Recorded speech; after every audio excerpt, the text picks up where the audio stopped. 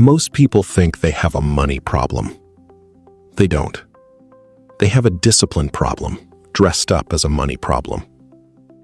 You're sitting somewhere right now, maybe on a lunch break, maybe late at night, and something made you click on this video.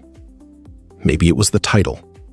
Maybe it was the feeling you get every month when the numbers just don't add up the way you expected them to. You earn, you spend, you look at your account, and somehow there's less there than there should be. That feeling, that slight frustration at yourself, that's the beginning of something. Let's talk about where you probably are right now. You have income. Maybe it's steady, maybe it shifts around, but money comes in and money goes out. Rent, subscriptions, food, transport, the occasional thing you didn't plan for, and then a few things you did plan for but bought anyway.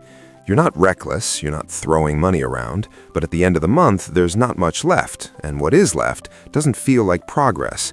It feels like you barely made it. You've probably told yourself you'll do better next month. Save more, cut back, be smarter about it. And maybe you do for a week or two. Then the rhythm of life pulls you back into the same pattern. Sound familiar? Here's the frustrating part.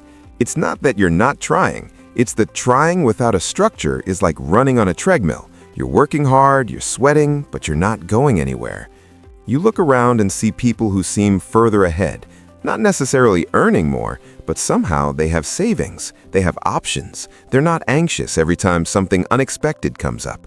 And the question creeps in, what are they doing that you're not? Here's what most people get wrong. They think financial discipline is about willpower, about being stricter with yourself, about suffering a little so you can have more later. That's not it. Financial discipline is actually about clarity, about having a system so clear that decisions almost make themselves. It's not about gritting your teeth. It's about building a structure that works even when your motivation is low, because some months it will be. And the people who consistently build wealth, they're not the most disciplined in the way we usually think about it. They just figured out which level they're on and what the next one looks like. There are 8 of them. 8 levels of financial discipline. Not 8 rules, not 8 tips, 8 actual stages that most people move through, usually in order, sometimes slowly, sometimes jumping backward on the way to real financial stability. Level 1 is where almost everyone starts, whether they admit it or not. You're spending everything you earn, not because you're irresponsible, but because there's no plan.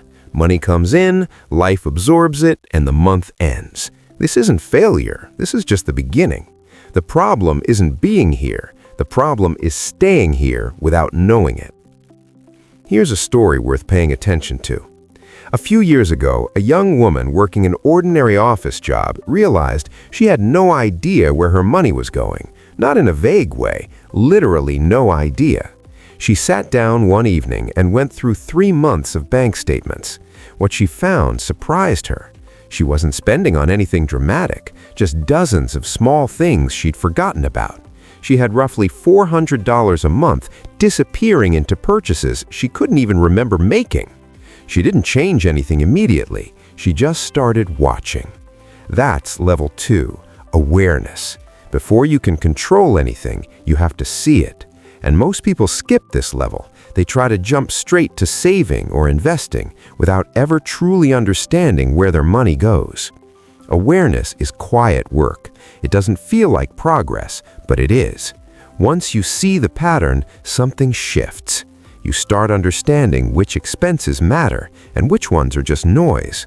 You start noticing the moments where decisions happen almost automatically, the app you open, the habit that runs without thinking. Level 3 is where awareness becomes action. Budgeting. Not the strict, miserable kind where you count every cup of coffee.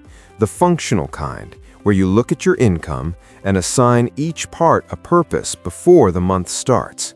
Housing, food, transport, savings, even some money for living, because a budget that leaves no room for real life doesn't last. This level feels like gaining control. And it is, but it's not enough on its own. Level 4 is the one most people skip and pay for later. An emergency fund. 3 to 6 months of expenses, sitting somewhere, accessible, untouched. Here's why this matters more than most people realize. Without a buffer, every unexpected expense becomes a crisis. Your car breaks down, you go into debt. You lose a client, you miss rent. Your appliance fails, you pull from savings you were building for something else. Every crisis pulls you back. Every setback resets progress. The emergency fund isn't glamorous. It doesn't grow dramatically, but it is the wall between you and financial chaos. The woman from the story, once she knew where her money was going, she set a target, a small one, 1 month of expenses, saved. It took her 4 months, but the day she hit that number, something changed. Not in her bank account, in her. She felt, for the first time, like she had a little control. Level 5 is where things get real. Debt. Specifically, the kind that charges interest. Credit cards, high-rate loans, buy now, pay later that became pay forever. At this level, financial discipline means making a decision, a clear, concrete one, to stop adding to debt and start removing it, methodically, one account at a time. This is uncomfortable. It often means choosing not to buy things you could technically afford. It means watching people around you spend freely while you're quietly paying off something from 2 years ago. But here's the thing about debt. It's not just money leaving your account. It's energy. It's the low-grade anxiety that follows you into every decision.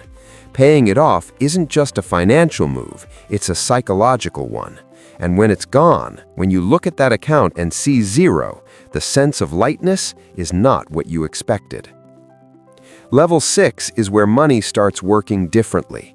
Investing. Not because you're rich, not because you have thousands sitting around, but because you understand for the first time that money sitting still is actually going backward. You start small. Maybe it's a portion of income going into an index fund. Maybe it's a retirement account you finally take seriously. The numbers feel small at first, almost embarrassingly small. But level 6 isn't about the size of the investment. It's about the habit of investing at all. The shift in identity from someone who saves money to someone who deploys it. Level 7 is where the math starts to feel unreasonable. You've built a foundation, emergency fund in place, debt cleared or almost cleared, investments growing slowly in the background.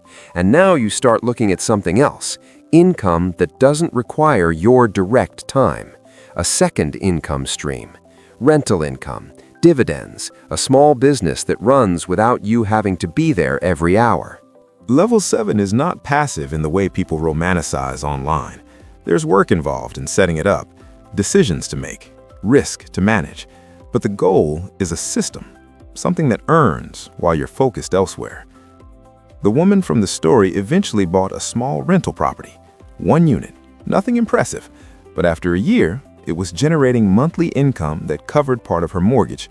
She wasn't wealthy, but she had something most people her age didn't, a second stream. Level 8 is the quietest one. It doesn't look like a party. It doesn't look like a sports car or a villa in the south of somewhere. It looks like a person who has stopped being anxious about money, who makes financial decisions from a place of clarity rather than panic, who thinks in decades rather than months, who is building something that outlasts the current version of themselves. Legacy. Not necessarily generational wealth, though that's part of it for some, but impact. A foundation that supports the people around you. Investments that will still be working when you're not. Level 8 isn't a destination you arrive at and stop.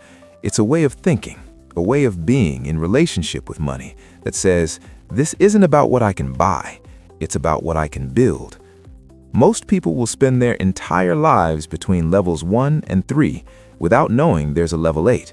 Not because they're not smart enough, not because they don't earn enough, but because no one showed them the map. The map is simple. The path is not always fast, but every level you climb changes how you see everything below it. And here's the truth that matters most.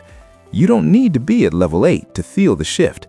You just need to be honest about which level you're on. and take one clear step toward the next one. That's not success, that's understanding.